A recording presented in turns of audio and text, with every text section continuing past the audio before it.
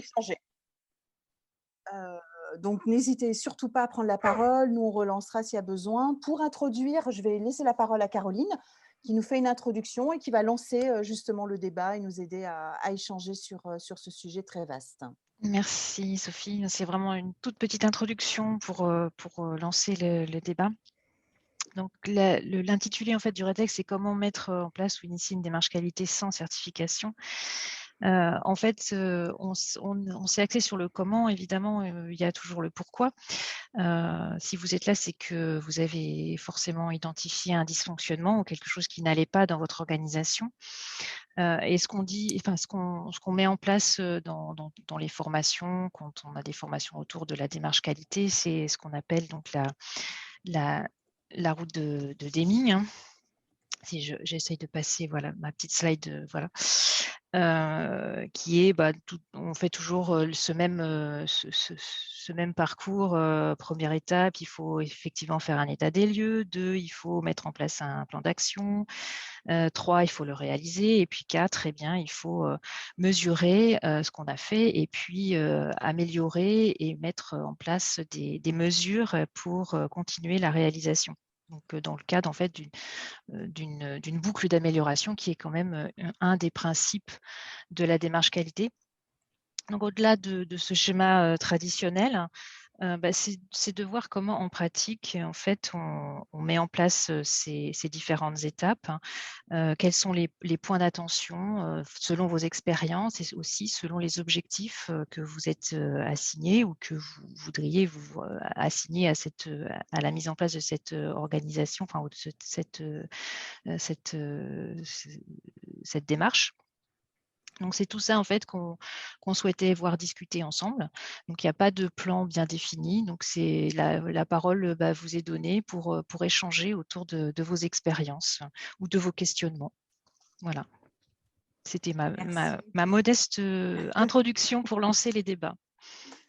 Merci Caroline. Allez, c'est parti. Il faut qu'il y en ait un qui commence. Ouais, Un témoignage peut-être, une méthode à partager. Le plus dur, n'hésitez c'est de pas. commencer. Ouais, le plus dur, c'est le premier.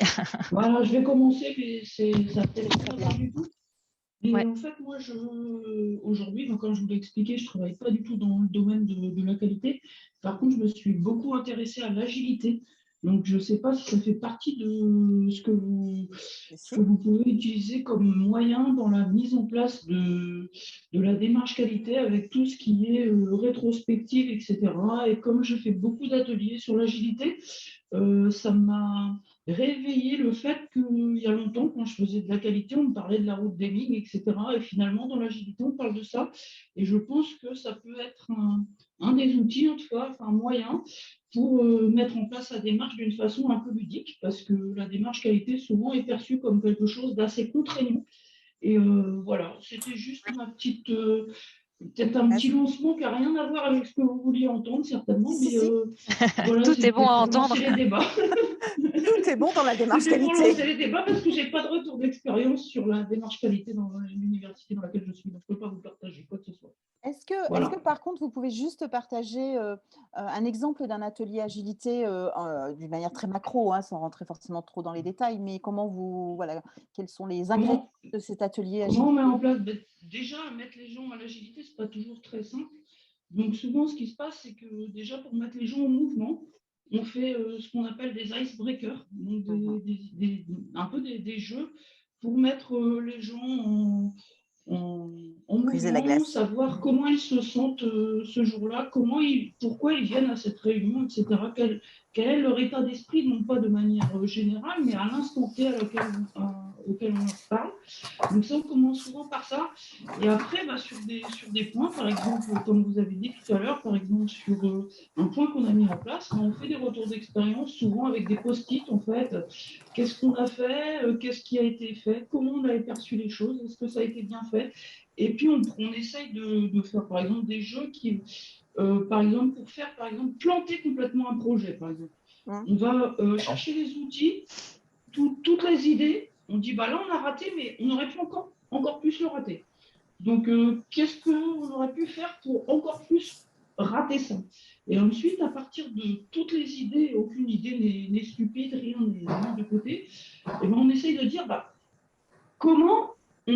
quels moyens on pourrait utiliser pour éviter d'avoir ce frein. Voilà. Donc, du coup, ça, c'est un exemple de jeu, mais des jeux, il y en a de multiples tout à expériences. fait. Ça dépend avec qui, donc avec quel public on est, quelles sont les personnes, est-ce qu'elles sont motivées à ça, ou est-ce qu'elles vont dire qu'est-ce qu'on fait là, quoi. Voilà, il y a aussi la règle des 2 pieds. Si on estime qu'on n'a rien à faire là à une réunion, on dit vous pouvez toujours partir. Il n'y a pas de. Voilà, il y a plein de choses comme ça qui permettent de mettre les gens à l'aise, et surtout, on évite d'être assis. La plupart du temps, on est en debout, on est en mouvement. On fait toujours des actions. On n'est jamais contraint à être assis autour d'une table. Okay. Donc voilà, c'est des petites choses qui super. changent un peu nos méthodes de fonctionnement. Voilà. Complètement. Merci pour ce témoignage. D'autres réagir? Oui. Quelqu'un voulait rebondir? Oui, couper un micro. Peut-être sur l'aspect qui était développé par, je me souviens plus de son prénom, Madame Delahaye-Budet, sur l'aspect effectivement transformation et conduite de changement. Véronique, mais il n'y a pas votre prénom sur la petite imagette. Désolée, j'ai oublié de le mettre. Et ce qu'on peut souligner, c'est l'aspect transformation et conduite de changement en fait à toute démarche qualité, puisque ça a quand même des impacts sur l'organisation des tâches, du travail de chacun, des personnes. Donc c'est vrai que cet aspect-là en fait est très important. Et être agile, pas au sens informatique du terme. On est bien sur un état d'esprit.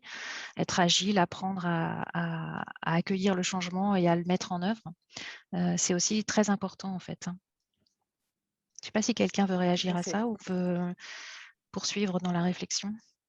C'est Joanne Mouxion.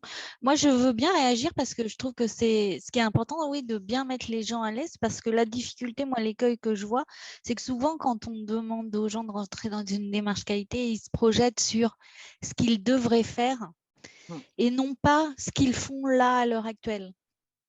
Or, l'idée, c'est bien de décrire ce qu'on fait actuellement pour l'améliorer. Or, ils ont tendance à se projeter sur... ils connaissent la théorie, donc ils se projettent sur de la théorie. On est d'accord. Et du coup, l'agilité, je trouvais très intéressante pour... l'icebreaker est très intéressant pour ça. Il est effectivement extrêmement juste de dire qu'on n'améliore que ce que l'on a analysé. Donc, un point de départ. Qu'est-ce qu'on vit, voilà. au départ. Tout à fait. Ouais. Donc, toujours partir de ce que l'on fait sans comment dire, sans a priori, sans dire que ce que l'on fait est mal ou pas bien, ou etc. Donc, vraiment, de partir de ce diagnostic. Et donc, au-delà de l'agilité, bien entendu, la première, enfin peut-être pas forcément la première, il n'y a pas forcément d'ordre, mais c'est vrai qu'il faut toujours réfléchir d'abord, et je suis assez d'accord sur cette vision, de toujours partir de l'analyse de l'existant, tout le temps, avec ses forces, ses faiblesses, ses opportunités, ses zones de risque également. Et ensuite, on a ce fameux tremplin qui nous amène assez naturellement d'ailleurs, parce que en fait, naturellement, on est dans toujours une perspective, toujours se projeter, aller vers l'avant, et c'est là où on se précipite souvent. C'est là où il y a des erreurs qui sont faites parce qu'on n'a pas pris le temps justement de poser l'existant. D'ailleurs, il vaut mieux rester un petit peu longtemps sur des ateliers justement pour bien décrire ce qu'on fait et aussi voir effectivement tout notre environnement. C'est important d'y passer du temps, même si pour les personnes, parfois, ça peut être un peu, un peu prenant et perte de temps parce que bon, ils savent très bien ce qu'ils font, etc. Il n'y a pas besoin d'y réfléchir 50 000 ans. Mais c'est important d'y passer du temps.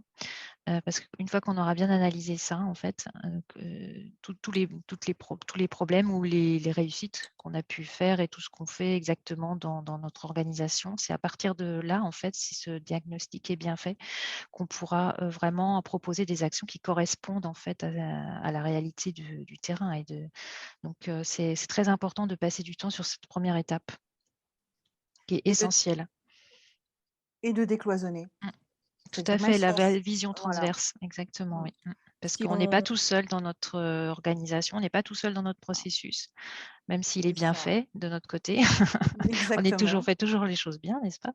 Ouais. Mais les autres, c'est toujours eux qui font mal, qui n'ont rien compris au film. C'est Mais ça. en fait, la vision, elle est transverse, donc on a besoin des uns et des autres pour avancer. Donc, ce diagnostic, il doit être partagé, effectivement. Et de la mise en commun, la compréhension de l'autre, la compréhension des activités des autres, en amont, en aval de notre propre activité. Ça, c'est essentiel dans l'initiation d'une démarche qualité. C'est de mettre autour de la table, enfin autour de la table, non, dans une pièce en mouvement, j'aime beaucoup cette image, les personnes qui ont à travailler ensemble à un moment donné, même si naturellement, ils ne sont pas forcément proches, ou leurs activités ne sont pas forcément proches. Donc oui, ce amont, ce diagnostic est essentiel. D'autres Et témoignages? se mettre d'accord sur une vision commune, Bien parce que sûr. Des Ça, valeurs? c'est l'étape d'après, en fait. Ouais. Quand on est dans le plan d'action, si on est dans le plan d'action, c'est qu'on s'est déjà donné les moyens d'agir et donc qu'on partage un certain nombre de choses, effectivement, qu'on partage le diagnostic qu'on a fait, quoi. Donc, pas forcément une vision commune, mais au moins qu'on partage le diagnostic, c'est déjà un grand pas, surtout si on est dans des services qui sont très cloisonnés ou qui ne se voient pas forcément tout le temps ou qui ne participent pas forcément à la construction des process, enfin qui ont des process bien délimités et qui partagent assez peu. C'est déjà, la démarche qualité, elle est bien pour ça en fait, aussi pour permettre ce décloisonnement, de s'interroger sur les objectifs, sur ce qu'on fait pas, etc. C'est assez, et surtout sous une vision utilisateur, c'est-à-dire voir aussi qu'on travaille pour rendre des services. Et donc, qu'est-ce qui apporte en fait au service de ce qu'on rend en fait de manière globale. Donc, c'est aussi une vision qui est très extravertie entre guillemets, la qualité. On n'est pas sur des démarches introverties d'introspection sur ce qu'on fait nous, on se regarde pas le nombril, on s'analyse entre guillemets dans nos organisations pour justement améliorer le service qu'on rend aux utilisateurs. Donc, c'est important de les remettre aussi au centre de la réflexion, même au niveau du diagnostic et du pourquoi on fait cette démarche. Vas-y, vas-y. Au sein de l'Université fédérale de Toulouse, en fait, je suis toute seule pour porter cette démarche qualité. Du coup, une petite idée que j'ai mis en place et qui a pas mal fonctionné, on a un COMOP, en fait, qui est une réunion avec tous les responsables de service au sein de l'université. Et j'ai réalisé un atelier dans l'un des COMOP et j'avais demandé en fait aux responsables de service de réfléchir à une compétence qu'ils pensaient maîtriser au sein de leur service, qu'ils utilisaient fréquemment, et une compétence qu'ils aimeraient développer ou sur laquelle ils aimeraient se former. Et donc, j'ai animé des ateliers autour de ça, et ça m'a permis de faire ressortir différentes thématiques sur lesquelles il fallait travailler et de proposer ensuite des ateliers d'échange de pratiques en mélangeant les compétences des uns et des autres et en voyant les axes d'amélioration. L'approche compétence, par l'approche compétence, très intéressant, effectivement. Avec une définition au départ qu'on parle bien de la même chose, parce que le mot compétence est dans nos universités pas forcément compris de la même manière, n'a pas forcément la même définition suivant les cultures que l'on a au sein de nos universités. Donc vous êtes parti quand même de quoi on parle quand on parle compétences? Oui, j'avais envoyé un mail en fait au départ, leur donnant des exemples et D'accord, ok. et voilà, pour les Très bien, aiguiller. oui, on est d'accord, ok. D'autres témoignages? Donc des idées comme ça, des sources?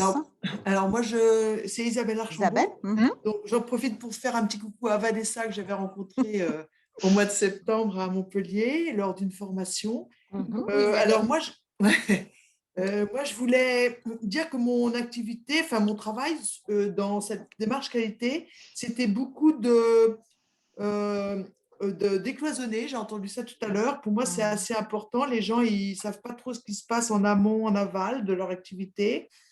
Et puis aussi un gros boulot d'apprentissage, enfin, à la verbalisation de leur activité. Je trouve que les gens que je rencontre, ils ont un peu du mal à verbaliser sur leur activité. Pourtant, c'est utile pour leur promotion, pour leur réunion, etc.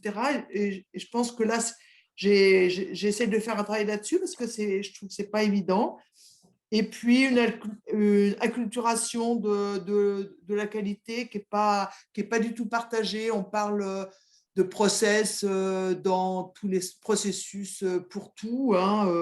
Et donc, voilà, j'ai l'impression d'avoir une grosse activité sur l'acculturation et puis la verbalisation de chacun sur l'activité pour voir ce qu'ils font, ce qu'ils ont besoin, etc. Ce n'est pas du tout naturel, je trouve. Et puis, essayer de décloisonner effectivement, d'autant que nous, bon, voilà, dans mon école, il y a une fusion entre deux écoles et que bon, j'imagine que vous devez rencontrer ça aussi. Les cultures sont vraiment différentes et voilà. Donc, ça, c'est mon expérience. Très bien, très bien. On voit déjà qu'il y a quelques prérequis quand même, hein, le décloisonnement, la verbalisation, l'aspect compétences, l'acculturation de la qualité, la culture aussi. Donc ça, c'est intéressant. Au-delà des méthodes, il y a quand même des prérequis au départ, hein, pour lancer ou initier. D'autres témoignages? Je vois Lyotier, je suis désolée, j'ai pas retenu le prénom. Pardon, ah oui, vous m'entendez? Oui, très bien.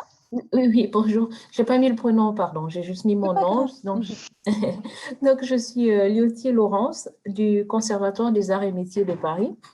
Je ne suis pas responsable qualité, il y a une équipe qualité, il y a une cellule qualité au CNAM. Moi, je m'occupe du contrôle interne. Mais comme dans ma direction, j'ai aussi la casquette de correspondante qualité. Donc, j'ai vu le texte, je me suis dit, je vais y participer. Mais dans un autre passé, j'ai été responsable qualité, donc je comprends, j'écoute les collègues, mais dans le privé, c'est exactement les mêmes problématiques. Oui. Il y en a rien qui change. Oui, il y a un point commun, c'est qu'il y a des humains autour de la table. Voilà, donc c'est exactement. Donc, ce qui explique voilà, cela. Donc, au niveau du CNAM, je n'ai pas envie de dire que je suis très loin, mais quand même, si de manière opérationnelle, on est informé de ce qui se fait, de toutes les certifications, Calupi et tout le reste. Mais sinon, je suis pas vraiment partie prenante de la question de la qualité au CNAM. Mais j'avais envie de participer quand même au RETEX parce que moi, je jongle souvent sur les approches qualité ou sur la partie contrôle interne. Donc, ça m'intéresse aussi ce que vous vivez. Moi, c'est ma première mission dans un établissement public. Donc, je prends au maximum toutes les informations. Voilà. D'accord. Donc, c'est le lieu, hein, justement, d'échange, de bonnes pratiques, d'expériences, soit très positives, ou au contraire, qu'il y a eu des freins qu'on puisse analyser pour justement pouvoir rebondir. Oui, voilà, ça fait partie du prérequis, en fait, hein, de partage des cultures, en fait, de sa culture, entre guillemets, aux différents environnements. D'autres témoignages? Prise de parole, questions? Bonjour, Sabine Livelle de l'Université Paris 1. J'ai réussi à avoir un micro. Très bien. Je voulais, donc moi je suis chargée de la mise en place du contrôle interne sur l'aspect budgétaire en fait. Donc bon, la démarche reste et le mécanisme reste le même. Et en fait, vous parliez de prérequis. Alors effectivement, moi j'ai beaucoup de, enfin, je trouve que les embûches se situent beaucoup à ce niveau-là, notamment dans ce qu'on appelle l'environnement favorable de contrôle interne, enfin, ou de la démarche qualité, peu importe, de l'absence de portage politique. Tout ce que j'entends pour l'instant me parle énormément, le fait de décloisonner, etc. Les difficultés pour l'instant, je ne les rencontre pas tellement au niveau opérationnel, en fait, avec les opérationnels. Les difficultés, je vais les rencontrer plutôt justement quand on aborde un processus de gestion de façon transversale, ce qui a tout son sens. Voilà, la difficulté, ça va être d'accepter de parler de la pratique en ayant le passe-droit, enfin, en ayant un peu l'autorisation, la bienveillance du responsable de chaque service, voilà, notamment des grandes directions. des directions centrales. Et là, ça devient très compliqué. Voilà, donc moi, je voulais avoir un petit peu les retours d'expérience des uns et des autres. Enfin, je pense qu'on peut avoir assez souvent ce genre de difficultés. Paris, c'est un gros établissement. Voilà. Donc voilà, il y a toujours ces difficultés-là. Et je peine un peu, j'y arrive au niveau opérationnel, mais je peine beaucoup à essayer de faire baisser la garde au niveau, C'est une oui, difficulté au niveau des responsables, en fait. Ouais, c'est Oui, des oui. difficultés en fait. Il faut que ce soit vraiment. Enfin, je pense que c'est un constat qui est un peu identique, hein. Général, c'est que s'il n'y a pas de portage politique, c'est très compliqué. Donc, et ça,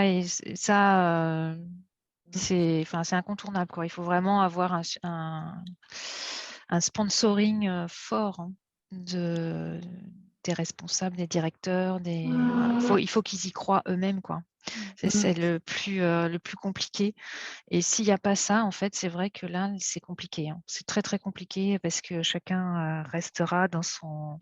Surtout s'il y a des vertus de décloisonnement. Dans ce cas-là, s'il y a des directeurs qui ne sont pas, ou des responsables de service qui ne sont pas motivés, ça va se passer beaucoup moins bien que si tout le monde est convaincu de la démarche pour avancer, quoi. Ça, c'est clair. Pour compléter, il y a effectivement un gros travail, encore une fois, en amont, pour déclencher ce fameux processus d'adhésion. On est presque dans une démarche de pédagogique, hein, d'explication. Conduite du changement aussi, hein, pour les Ça, responsables, hein. tout à fait. Ils doivent se l'appliquer aussi à eux. Voilà, exactement. Et en fait, de travailler sur, comme tu disais très bien, Caroline, sur qu'est-ce qu'ils ont à y gagner. Pourquoi changer quelque chose? Pourquoi réfléchir? Pourquoi décloisonner? Pourquoi je me mettrais à expliquer, à rentrer dans une démarche que je n'ai pas demandé forcément moi-même? Donc qu'est-ce qui va me permettre d'embarquer mon service, hein, dans cette démarche globale ou initiée par une direction ou voire un politique? Qu'est-ce qui va me permettre d'adhérer à tout ça? Donc il y a Faut un gros travailler travail. sur qu'est-ce qu'on y gagne, qu'est-ce qu'ils y C'est gagnent en ça. fait. Qu'est-ce Faut qu'on y travailler gagne? là-dessus en fait. C'est ça. Et voilà. Et ça, c'est facile à dire, hein, voilà. Ouais. Il y a des méthodes. Alors, il y a la méthode déjà de la rencontre, de l'explication, et puis bien entendu si on ne le fait pas, qu'est-ce qui se passe? Si on ne va pas dans cette démarche, qu'est-ce qui se passe pour l'établissement et pas forcément que pour le service concerné, hein. Il faut vraiment travailler sur le contexte, l'environnement, les enjeux. Moi, je travaille beaucoup, beaucoup, beaucoup, beaucoup sur les enjeux, les zones de risque, hein. Si on n'y va pas, qu'est-ce qui se passe? Qu'est-ce que l'établissement risque? Et là, on peut déceler des pistes sensibles, hein, qui permettent des fois aux responsables ou aux directeurs, aux directrices d'être interpellés collectivement. Il ne faut pas hésiter aussi à utiliser, je pense que c'est aussi, vous connaissez un petit peu vos responsables, les services qui sont autour de vous. Il y en a certains qui sont plus sensibles à certains arguments. Donc, il faut aussi savoir s'adapter en fait et pointer sur les arguments qui vont bien en fonction de la personne qu'on a en face de soi. Pour argumenter sur qu'est-ce que vous y gagnez, ça sera peut-être moins de budget, par exemple, si c'est quelqu'un qui est très axé sur la partie financière. C'est des idées, hein, mais d'autres, ça sera sur des gens qui vont partir, moins de compétences, d'autres, ça va être autre chose. Enfin, voilà, il faut essayer d'argumenter sur qu'est-ce qu'on y gagne, mais de façon un peu plus, entre guillemets, personnalisée, quoi, en fonction des intérêts des uns et des autres. Et là, ça peut, c'est absolument indispensable. Tout à fait. Il y a le fait de travailler sur les valeurs également, les valeurs partagées, hein, les valeurs un petit peu institutionnelles, mais les valeurs aussi internes. Qu'est-ce qui nous mène? Pourquoi on se lève le matin, etc. C'est aussi un travail, c'est presque un prérequis. Enfin, moi, je le mets quasiment en prérequis indispensable, travailler sur ces valeurs-là. Ça fédère pas forcément tout le monde, mais on arrive à rattraper effectivement des services ou des responsables qui sont un peu en retrait et qui disent: «Ah, là, ça me parle. Cette valeur-là, elle me parle». Ou alors trouver quelqu'un qui a un réseau d'influence assez important et entre guillemets, qu'on s'est mis dans la poche, quoi. Qu'on a motivé et qui peut prendre son bâton de pèlerin parce qu'il a plus d'influence que vous autour pour convaincre les chefs de service. Là, ça aussi, c'est trouver des appuis, au sein des directions auprès de personnes qui ont un peu plus d'influence que vous. Entourez-vous. Voilà, il faut s'entourer de personnes qui sont bienveillants avec vous, qui accompagnent cette démarche et qui sont convaincus. Voilà, il vaut mieux miser sur les convaincus, sur les gens qui partagent en fait les objectifs, l'intérêt de la démarche, vraiment travailler sur ces personnes-là pour essaimer un peu partout au sein des services. Et finalement, les gens qui y sont opposés, au final, si tout le monde y passe, au bout d'un moment, ils sont bien obligés de se lancer et de participer. C'est aussi une manière de faire qui est peut-être un petit peu plus longue, surtout quand on n'a pas… parce qu'effectivement, ça prend un peu de temps. C'est beaucoup de travail entre guillemets, de lobbying souterrain, d'argumenter. Et ça, c'est vrai que dans les services, ça peut être important. C'est aussi une manière. Voilà. Après, c'est vrai que souvent, je pense qu'on est aussi victime d'un autre travers qui est que, en tout cas pour le contrôle interne budgétaire et comptable, on a une obligation de mise en place avec des demandes alors plus ou moins insistantes. Il n'y a pas forcément d'insistantes, mais il y a des demandes quand même tous les ans. On doit remplir des questionnaires sur le niveau de mise en place, sur les livrables, etc. Ce qui fait qu'on va vite avoir tendance à tomber dans ce travers-là qui est de la mise en place sur la forme, au détriment du fond et de quelque chose de pérenne et de qualité. D'autres réactions? Merci. Une question pour Madame Slivet, du coup, par rapport au fait qu'elle soit en qualité au contrôle interne, est-ce qu'elle a une compétence spécifique en comptabilité ou est-ce que, comptabilité, gestion, etc. Est-ce que c'est obligatoire est-ce que c'est un prérequis pour faire de la qualité dans ce genre de service?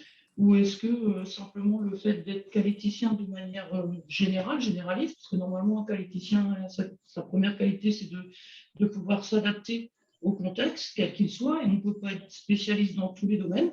Du coup, là, je voulais savoir, si on n'est pas spécialiste et qu'on arrive dans un service comme celui-là, où c'est très contraint par des normes, par des objectifs, etc., de ce que j'ai pu comprendre, comment on fait, et est-ce que vous pouvez détailler un tout petit peu plus cette partie de compétences, en fait, dans le domaine précis?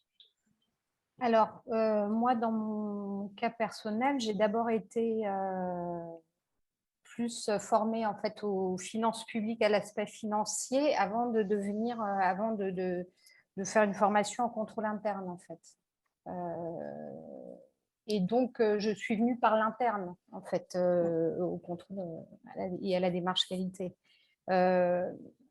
Après, probablement que l'approche serait différente si j'avais pas cette connaissance et si elle était faite par une personne extérieure.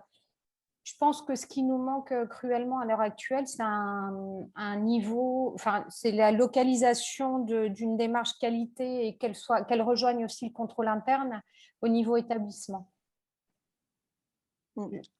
D'accord. Je pense qu'il nous manque cruellement ce niveau-là. Après, voilà, pour l'instant, ça se fait. Il faut du temps. Forcément, les choses se font vraiment dans la durée. On est sur un travail préalable de mettre en place un environnement favorable qui est très long, qui ne correspond pas forcément aux calendriers qui sont fixés, etc. Après,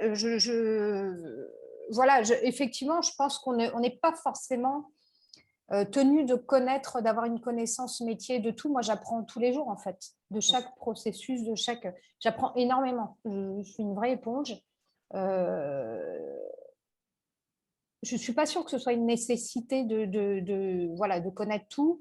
Après, le fait est que comme je suis attachée à la direction financière et que je travaille sur le contrôle interne budgétaire, effectivement, ça me permet de travailler à fond sur ce domaine-là. Dès qu'on passe en transversalité, je deviens je me mets beaucoup plus en retrait, j'essaye de faire ressortir les autres services, mais je suis localisée au niveau de la DAF, ce qui fait que je suis toujours dépendante du bon vouloir en fait, des autres services, de leurs référents respectifs, etc. Parce que pour l'instant, il nous manque le niveau établissement. Oui, tout à fait.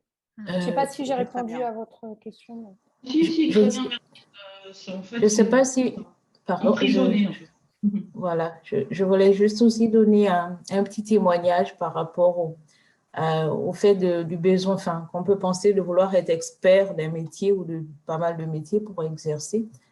Moi, je sais que aujourd'hui, je suis contrôleuse interne au niveau du CNAM. Je n'ai jamais fait du financier. Pour aller vite, je suis biologiste au départ. Et après, j'ai fait un master en qualité et conduite du changement. Donc, toute la partie financière, je ne connais rien du tout. Mais je pense que vous l'avez vraiment bien dit, et la collègue, elle vient de le dire aussi. La qualité, un qualiticien n'a pas vocation à être expert des métiers, en fait, parce qu'on est vraiment sur la partie, on intervient sur les zones, les jointures, en fait, entre les métiers. Donc, c'est là où on nous attend au niveau de la méthodologie et de faire bouger les lignes. Donc, après, oui, c'est vrai qu'il faut quand même avoir aussi un esprit un peu assez éponge, donc absorber ce que disent les différents métiers et pour pouvoir absorber le maximum d'informations ou de connaissances pour pouvoir jouer un peu son rôle de fois de chef d'orchestre, un peu qu'on attend de nous. Donc, c'est vrai que oui, je pense avoir une expertise dans un métier, ça peut aider des fois pour vite comprendre en fait les problématiques. Par exemple, si on est financier, ça aide. Mais moi, je travaille beaucoup avec la DAF, je ne connais pas du tout le métier de financier, encore moins celui des agents comptables que je découvre, ou au niveau des RH avec qui j'interviens beaucoup. Mais donc, je voulais vous rassurer, je ne sais pas si ça vous aide, mais voilà. Merci beaucoup. Il y a deux autres personnes qui voudraient prendre la main, c'est Diane, je crois. Et oui. Moi, je voudrais prendre la main aussi après. Oui, bien sûr, je vous en prie. Du coup, mon intervention était plus complémentaire par rapport aux deux précédentes questions. Donc, à la fois celle concernant les compétences ou pas, et aussi celle concernant aux freins politiques, en fait, si on veut dire, qui peut nous freiner à mettre en place une démarche qualité ou contrôle interne. Donc, moi, déjà, à la base, j'ai une formation en gestion des risques, en fait, QHSE, donc qualité, hygiène, sécurité, environnement. Et j'ai été embauchée à l'université de Poitiers au sein de la cellule de pilotage et d'appui à la stratégie en tant que responsable qualité et contrôle interne. Donc, notre cellule, elle est rattachée, si vous voulez, à la direction générale des services. Et là, franchement, pour avancer, que ce soit en qualité ou en contrôle interne, c'est un plus. Parce que vu que le DGS, c'est un peu le directeur général des services, c'est un peu, si vous voulez, la porte ouverte pour pouvoir accéder plus facilement aux managers, aux directeurs, etc. Parfait. Donc, par exemple, là, on est en train de travailler sur un petit dysfonctionnement, on va dire, en interne concernant la gestion des enquêtes.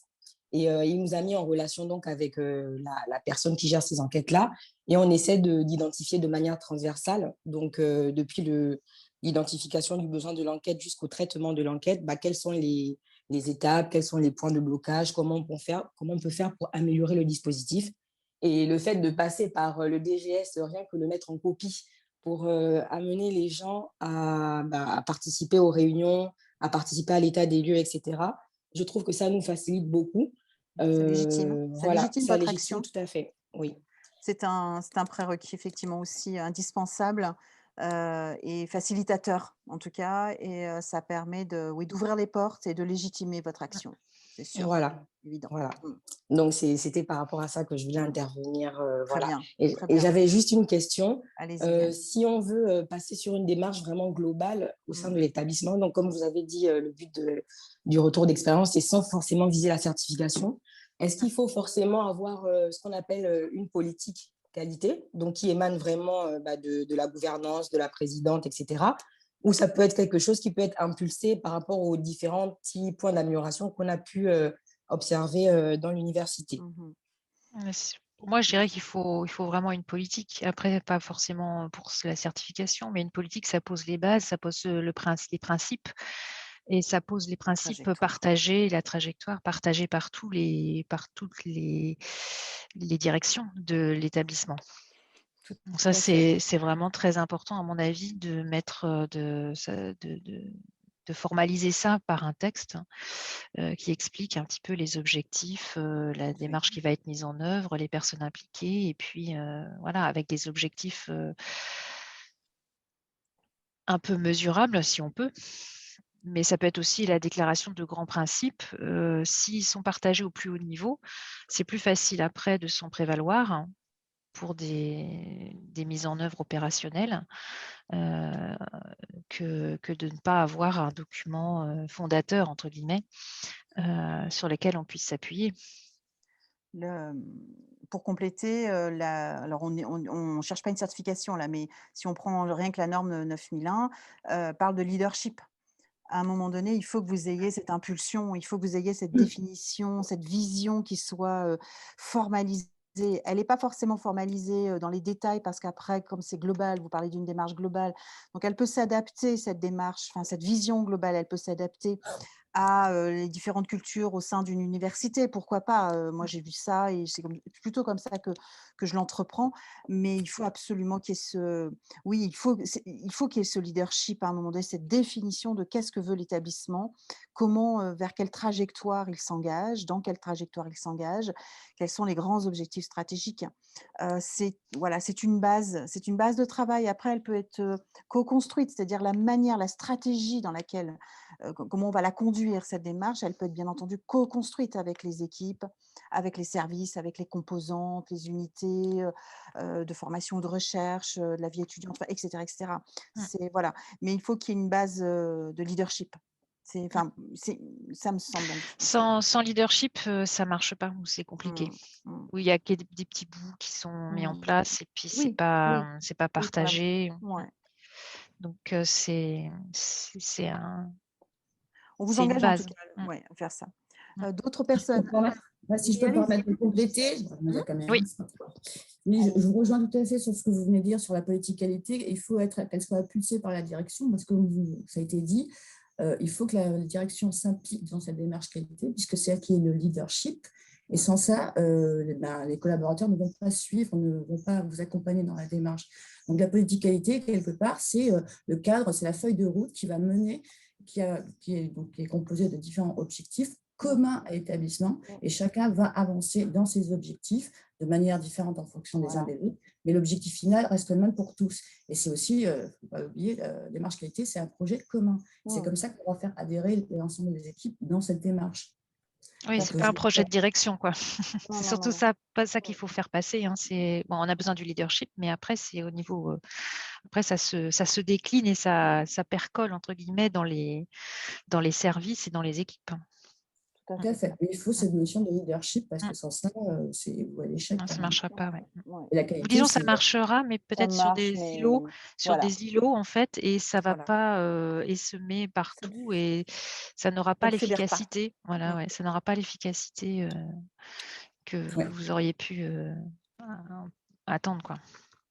Il nous reste 10 minutes. Je vois qu'il y a encore d'autres personnes qui veulent intervenir. Allez-y. Ouais. Vous allez être très Merci, Gisèle.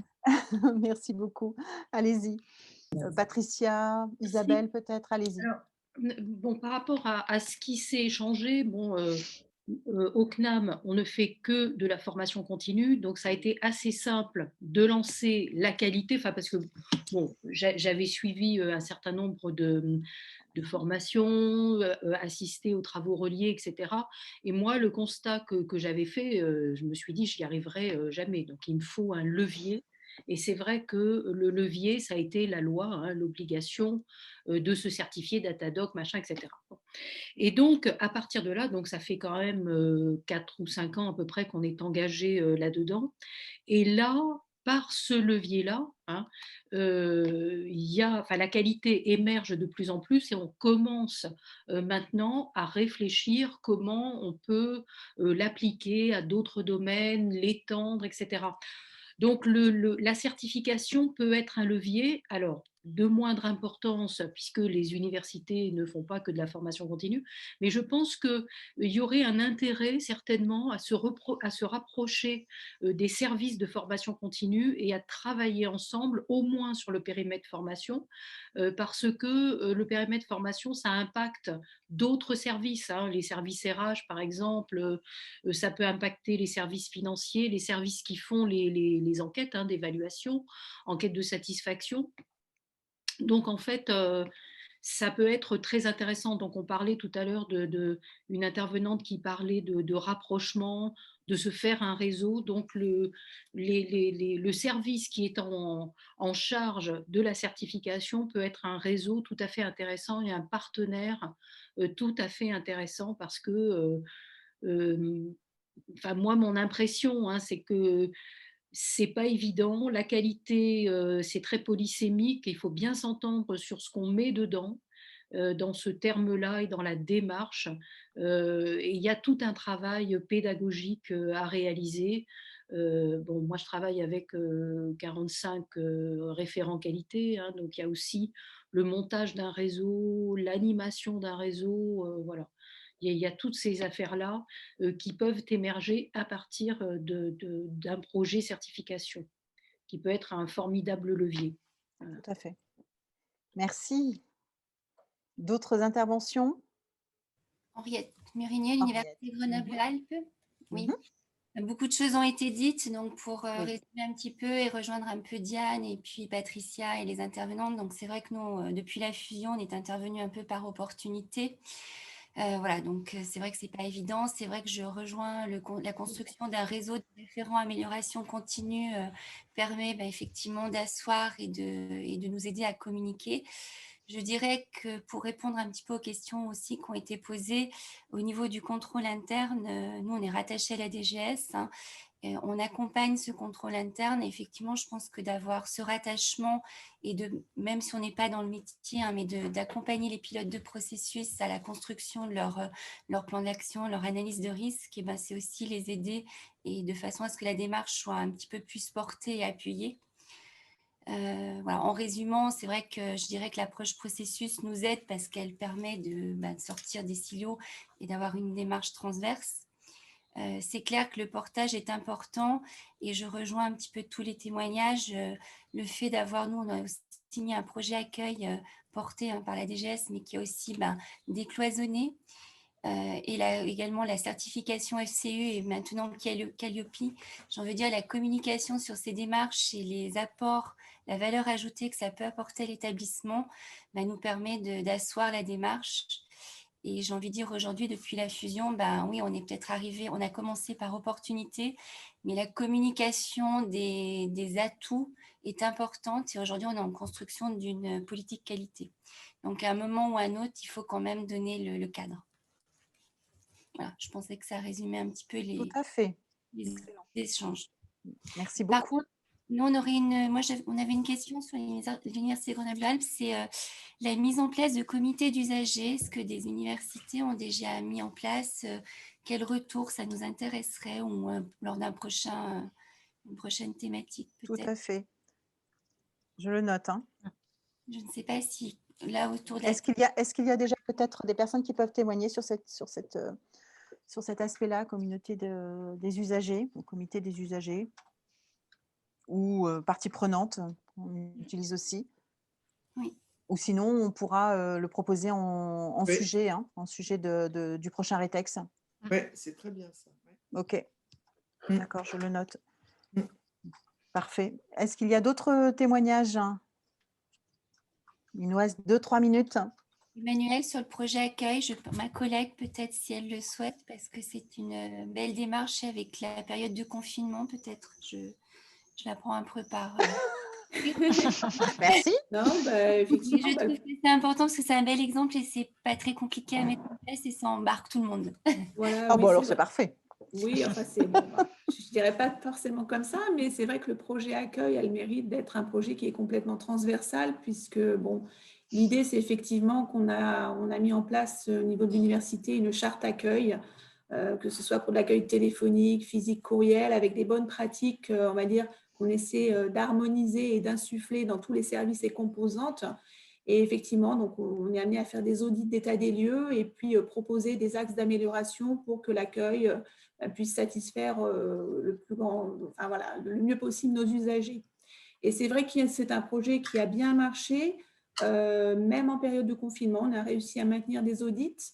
Et puis surtout, on a déployé effectivement un outil téléphonique qui a permis de faire du télétravail et d'assurer la continuité de service au niveau de l'accueil téléphonique, même en distance. Voilà, donc c'est un projet qui est effectivement assez fédérateur, qui regroupe composantes, services, qui implique tout l'UGA, toute l'université. Et c'est vrai que ça peut être un bon levier aussi de faire communiquer sur une démarche d'amélioration continue par ce biais-là.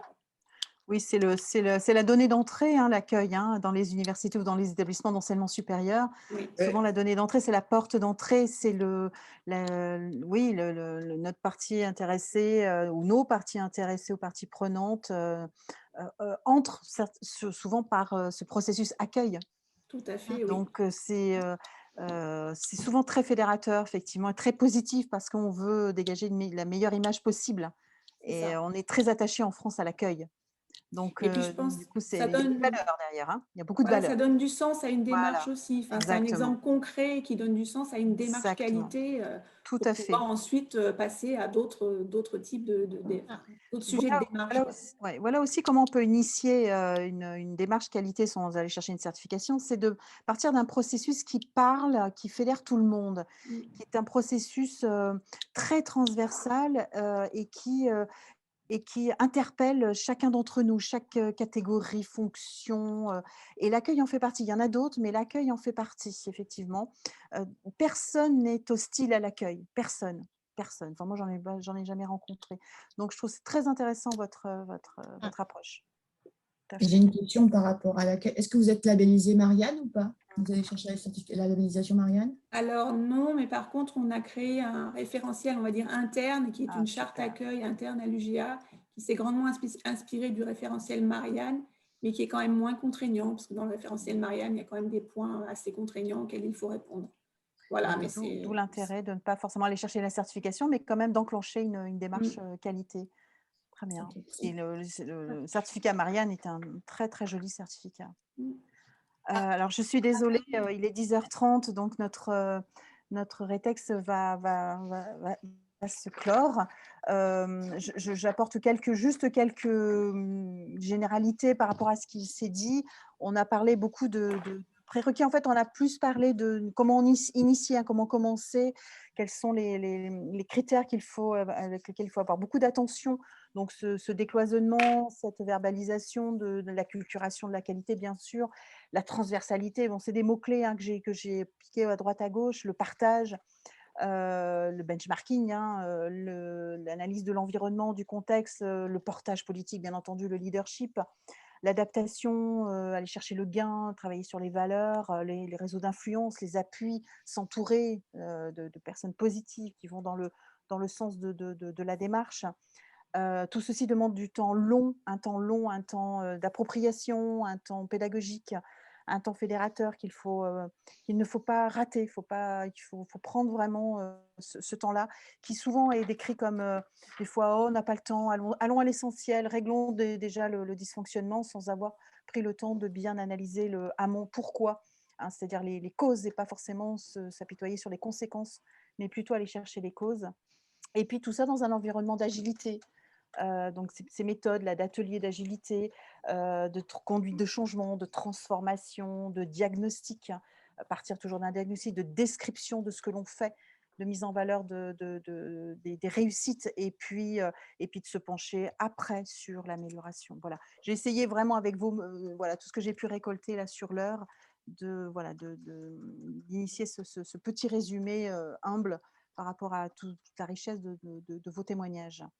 Caroline, tu veux peut-être rajouter quelque chose? Non, c'est très bien. Tu as fait un très, très bon résumé. Et non, je pense que ça mériterait un autre rétex sur le même sujet parce qu'on a abordé qu'une toute petite partie, en fait, à mon sens, de l'ensemble de ce qui pourrait être abordé. Mais c'est, à mon avis, ce qui est ouais, voilà, c'est le leadership, tout ce que tu as mis en exergue, hein, c'est vraiment une grosse part de réussite de la démarche. Hein. Après, il y a effectivement des témoignages, des expériences à tirer de la mise en pratique en fait, au niveau opérationnel, de comment on fait le diagnostic, comment on le met en ordre de marche pour un plan d'action, etc. Et surtout comment on met en œuvre la boucle d'amélioration. Mais ça, c'est, j'allais dire, j'allais pas dire que c'est accessoire, mais ce qui emporte vraiment la chose, c'est vraiment le départ, c'est-à-dire le leadership et tout ce qui est la transformation de départ des personnes qui vont participer et la transversalité de la démarche. Et le leadership, vous l'avez vous aussi. Hein.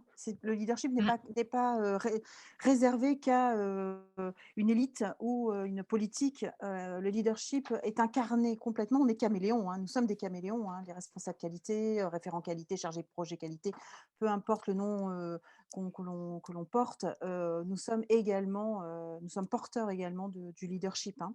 Nous sommes un relais aussi très, très important par rapport à cette, je ne sais pas si c'est une compétence, une qualité, bon ça c'est encore un grand champ de discussion et d'échange sur on n'a plus le temps là. Oui, c'est ça, c'est fini. Bon, je voulais on souhaitait vraiment vous remercier, vous êtes très nombreux à avoir participé ce matin. Merci beaucoup.